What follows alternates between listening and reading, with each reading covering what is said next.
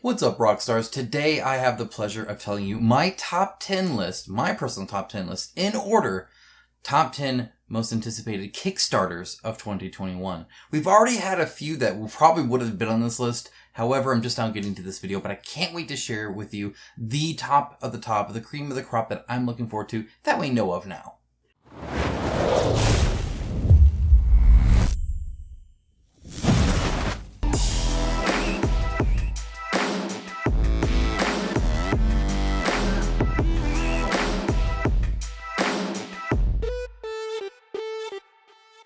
Now, as always, I'd like to start out with a huge shout out to my patrons and YouTube members. It is through their financial support that I'm able to stay independent, so that when I give you a top 10 list like this, it's my personal top 10 list and not just whoever's paying me more. That way you can know that anything that comes on this channel is authentic and you can at least trust that it comes from me. Now, whether you agree with me or not, it doesn't really matter. What matters is that I'm not just selling you ads and saying that, oh, this is going to be the best one because they paid me $900 to say so. Never going to happen. So if you appreciate that and you can help, there's a link down below to that, and greatly appreciate it if you check it out. But if not, that's fine too. A simple like, a kind comment saying that this video was helpful or entertaining or interesting in some way, trust me, makes it well worthwhile. All right, let's go ahead and jump into my top 10. Now we're going to start, obviously, reverse order, because otherwise you'd watch like the top 5 and be like, yeah, I don't care what else is after that. I'm only backing 5. Me too. We'll see. I'll get right into it. I'm going to talk a little bit about each one, but we'll try to move pretty quick. I'll try and move pretty quick. We'll see how that works. Okay, so number 10 is the Tenaris RPG. Now, this is why it's in my top 10. I'm not an RPG player. I appreciate it. I appreciate that other people do it, and I appreciate what that injects into my board games that I love so much. It's one of the reasons Solomon Kane is as great as it is, in my opinion. So I can appreciate that, but I'm a very mechanic-oriented person, and so I don't typically like kind of how big it is. If that makes sense, like how broad your choices are. I like kind of these very defined, nuanced things that I can do.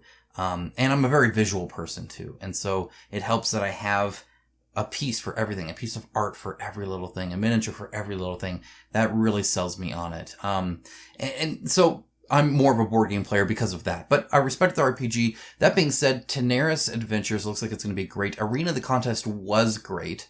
And this adds more classes and miniatures for those board games that I love. So I'm still interested in it. And it means that I get a whole bunch of lore. I don't know if you've ever been able to read those books back there or not. I love RPG books. I don't have the time to read them cover to cover, but I love just every now and then leafing through them, looking at, appreciating all the lore, reading about the things that interest me and just what grabs my attention. The amount of information and just the cool world building in those RPG books is awesome. So I really like actually collecting them. I think they make great, like a coffee table style, kind of like, like I would just leave that. I mean, people could leaf through that and be like, wow, I didn't know there was this whole Tenaris world here I didn't even know about. That's really cool. So I dig everything about it. I think it's awesome. And the miniatures are looking freaking great. I love the sculpted bases. The embroidery work on this kind of stuff is great. I had to share this guy because he's happy, and you guys know how much I love it when my miniatures smile. If they're happy while killing, I'm happy. Slight exaggeration. Still a cool mini though. Right? Even if he's really happy about what he's doing. Okay, so that's my number 10. Number 9 is Kingdoms Forlorn. Now, we don't know much about this one per se, though we have found out more and more and more.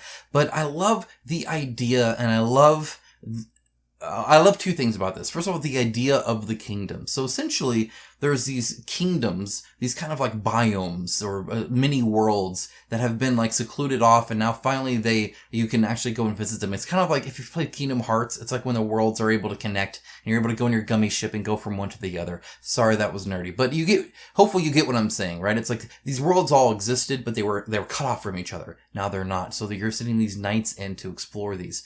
I love how open that makes it. So you can make a kingdom look like anything. And we have seen giant mushrooms. We've seen like water planets. We've seen all sorts of very interesting places. And I can't wait to see what that imagination, that canvas being that big, what that brings from their imagination.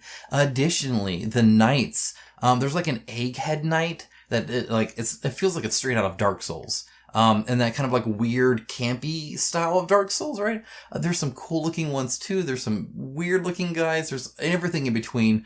You could run around with sausage links on you if you want. I mean, there's some crazy wacky stuff going on in Kingdoms Forlorn, as well as like this giant panzer dragon. I mean, anything you can think of seems to be in this game. So that just has me really excited. And they did such a great job with Ant Trespass Odyssey that I'm really interested to see what they have in store for Kingdoms Forlorn. All right, number 8 is Mortal Kombat, the miniatures game by Jasco. Now it's now Mortal Kombat X because it's taken so long. I know this is coming out. I've spoken with the guys from Jasco, and they're doing the right thing, and they're waiting for people to get their Street Fighter version. I'm waiting to get my Street Fighter version. I can't wait to get it and show you guys everything in there. This will be, you know how much I focus on miniatures, right? And so having this level of pre-painted miniatures and really being able to show that off, I think would be a great educational piece for all of us. And then also kind of create a standard from which we can then start judging other things, right? So when Tenaris Adventures ships their painted dragons, we can take a look and be like, okay, where's the difference, right? Which one's better? What is the price point of one versus the other good? Like, it gives us that kind of standardization that then we can start judging more things off of. I feel like this is a good choice for that. Also, I love skirmish games. I love just fighting people head to head. I love my plan versus your plan. Who did it better? Looks great. Destructible environments are awesome. I love all the levels. Of course, I love all the characters, and I nerd out over all that. I'm actually more of a Mortal Kombat fan than a Street Fighters fan. I was more of a Dragon Ball Z fan, but that's not going to happen. So now I'm going to get angry. So I want to move off from that because this is a cool top 10 list, and I don't want to be angry, but that really sucks. It's not Jessica's fault. Anyway, this looks cool. As you can see, the basing looks cool. All the poses are impressive. You have people that are floating off of like air stuff. I mean, it looks cool. It's going to be awesome. It's going to be big, I'm sure, and pretty darn cool. So looking forward to that. All right. So number 7 is Batman Gotham City Chronicles Season 3. I already have all of 1. I already have all of 2. I have a ton of this. So why am I excited about 3? Well, first of all, there's a ton of stuff they could still do. I don't know if you knew this or not, but their license for the IP is like whatever the heck they want, right? So the sky's really the limit. And there's some new stuff that's been coming out that looks really cool. That's very well designed. There's all sorts of other stuff. There's like really edge stuff. There's different versions that I'd like to see of different things. They are redoing all of the rule book, which is great and fantastic. So they have that going on, and they're going to release that as a PDF even beforehand, so we get to do it, which is great because it's a really fun game, and I look forward to diving into it yet again. It's just an excuse to dive into it again. I'm such a huge Batman fan. They have a whole list of like stuff that they're like looking into, and the solo play is going to be huge because it's going to make every single scenario solo or co-op.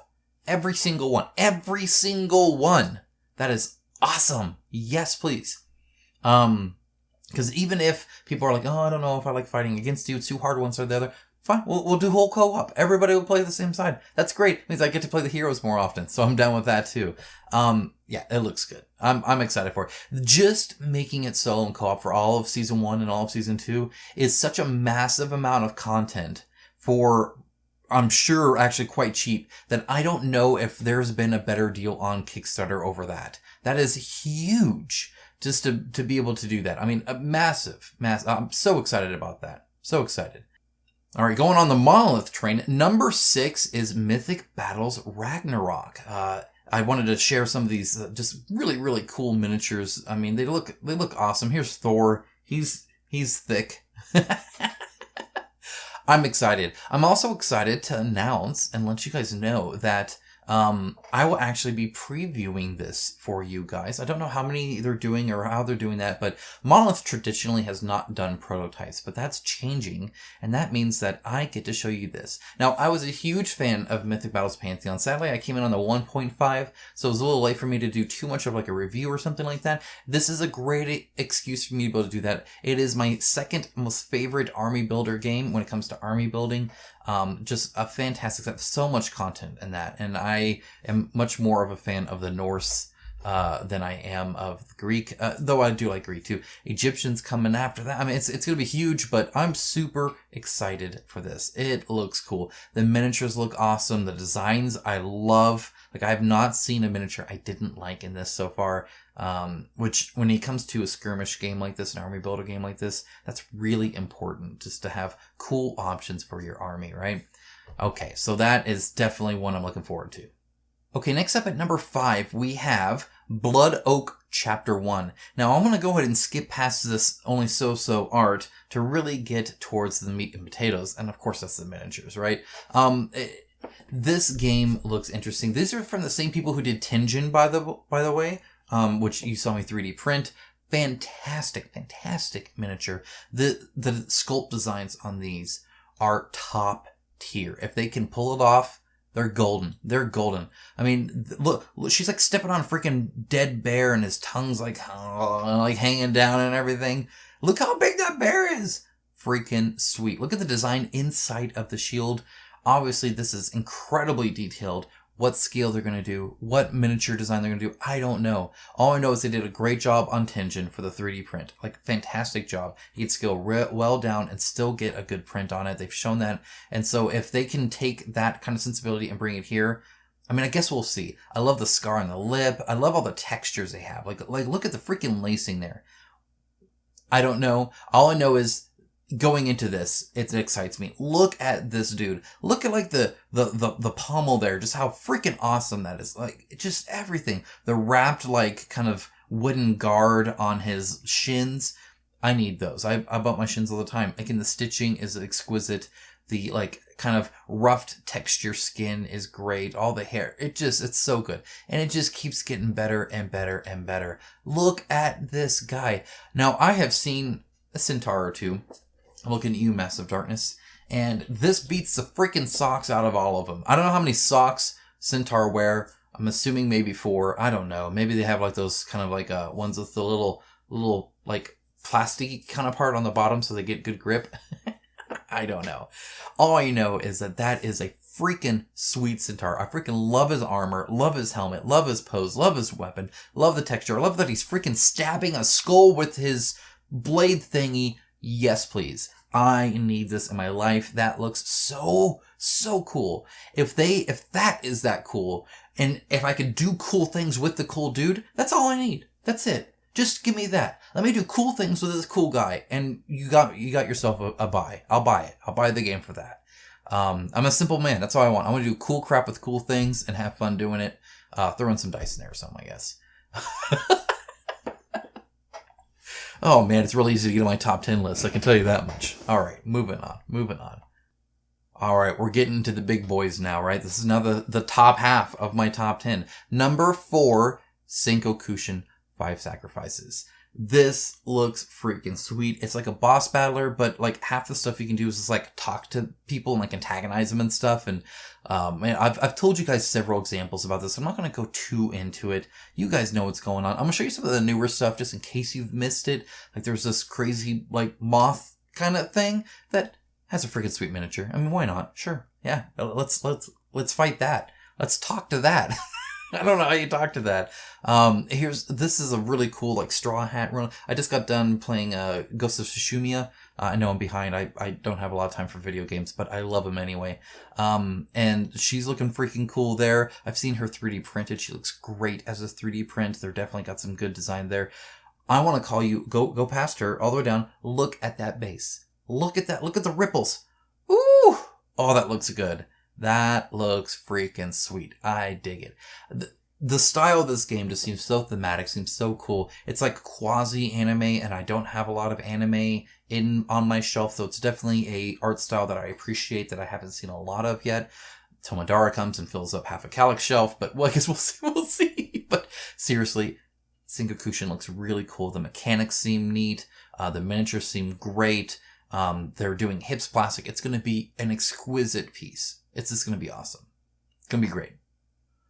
Okay, top three. Top three. This one is Limbo Eternal War 1.5. That's what I'm calling it. I don't know what they're going to call it. Essentially, they are going back and they're fixing the things that needed to be fixed and adding some niceties to it and then adding some new things onto it. And I already liked the super indie version of it. Was it perfect? No. Was the map kind of flat? Yeah. Was it a little awkward around the edges? Sure. It was fantastic.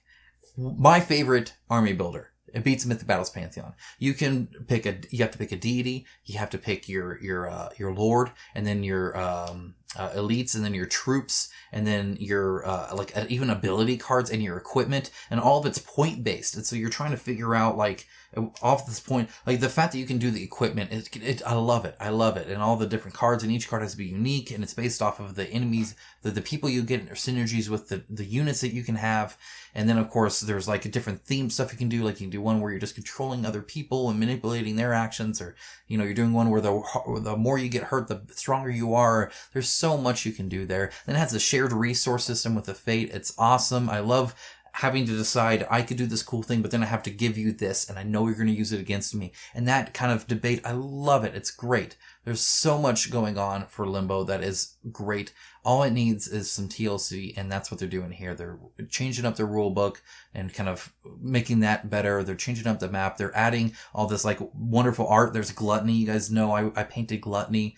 Here's some of his official art that they're getting. They're getting new units in, so there's going to be some cool, awesome people. You're going to see, that is free. That's like Darksiders 2 right there, which I would play a whole board game on Darksiders. I know there's one. You can't buy it though unless you buy a collector's edition that's $350. That's stupid. THQ needs to make board games people can buy, so I could buy it and not everything else. Anyway. That's a freaking sweet looking thing. I hope they make that into a mini. I hope that makes it to the final cut. That's freaking sweet. Super excited about that. Anything that I can get that makes my Limbo that I already enjoy better, I'm for. You guys will hear me talk about it as it comes out. Okay, final two. Guys, I hope you've been enjoying this. I don't know if you know what the final two are. I think you might be able to guess my number one. I don't know if you'll guess my number two. Mainly because there's so many. There's so many, right? It's so hard to limit to a top 10. And then even to rank them, it's I would be happy with any of these arriving on my doorstep right now. But instead we're going to get a Kickstarter and we'll see it in 2.5 years. Okay, Celestial is my number two. I've been hemming and hawing to include this on my list. I did not include it in my 2021 list.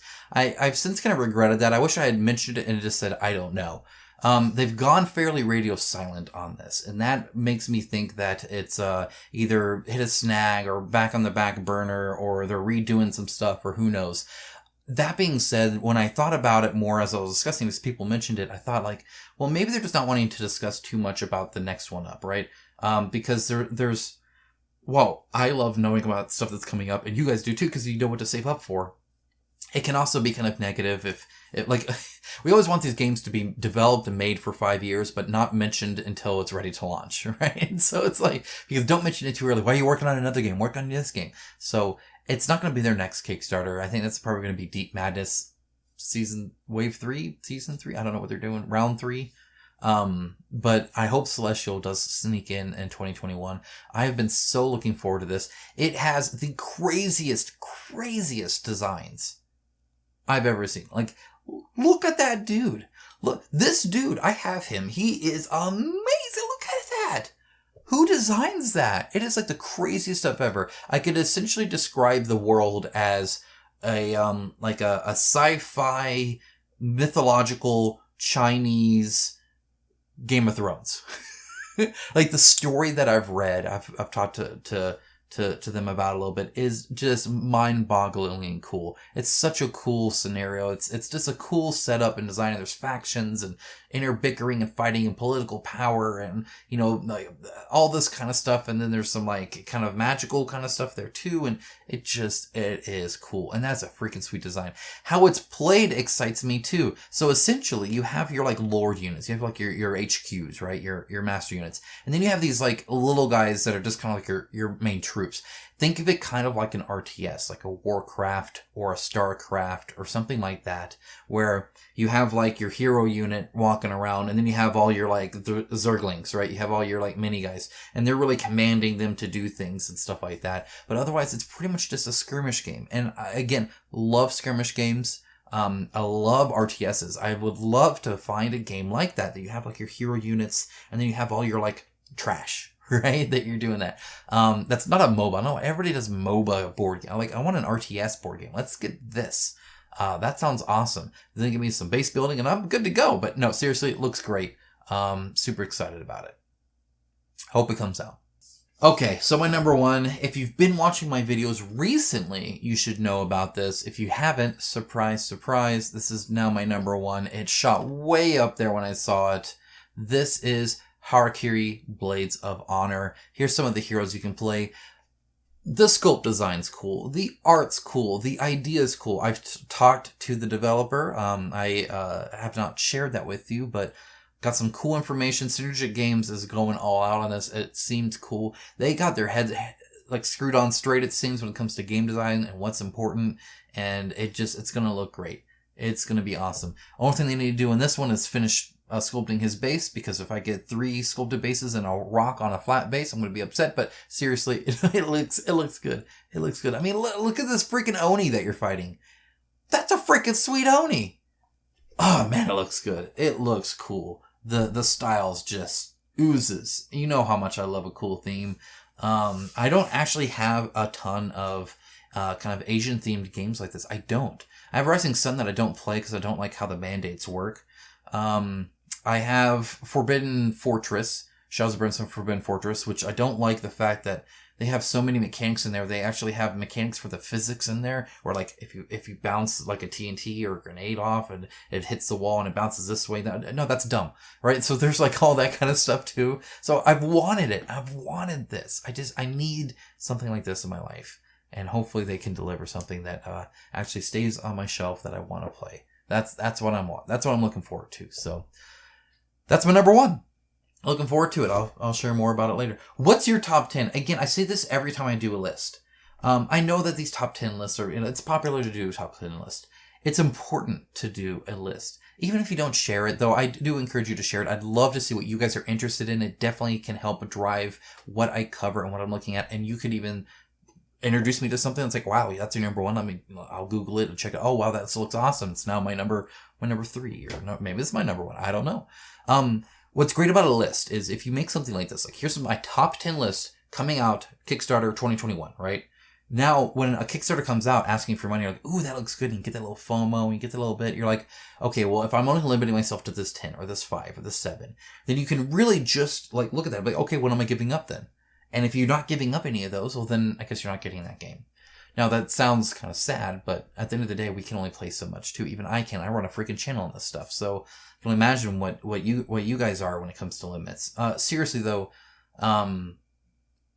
make a list, even for yourself. It helps a lot. I do it. I record it when I do it so I can share it with you guys and tell you guys to do it, because I can't encourage it enough. It really is a smart way to go about it. It really helps fight that FOMO. It fights that urge to get more, even when you don't need it, because when you're looking at that, you're like, these are already coming out. These already look freaking sweet. I want to go all in on these because of how great they look. And if I want to go all in on that, and let's say they're an average 300 each, that's a ton of money, right? Do I want to do that plus that? Because this is going to come out and it's going to be there and it's going to look really, really cool. Highly encourage the list. And again, feel free to share, because I would love to see it. I get so tickled out of seeing you guys' list. It's just interesting to see the breadth of your guys' like focus and what you're looking forward to. And if you have like a reason, seriously, I'll read them all. I love it. I really do. But either way, that's it for this video. Thank you so much for watching. I always have a blast talking to you guys. Love chatting it up. I'll be down in the comments. Of course, I'll be there. You guys know how I roll. I'll also be on Facebook. I'll also be on Discord. I'll be pretty much anywhere you can find board games. Board Game Geek, I'm there too. I'm kind of everywhere. And yeah, I don't know. I'm excited. There's like some good games here. It was hard to make only 10. There's a lot coming out. There's some there's some I would have put on here, but I can't tell you about it. Imagine how painful that is for me. Okay, I won't. You guys take care. Bye.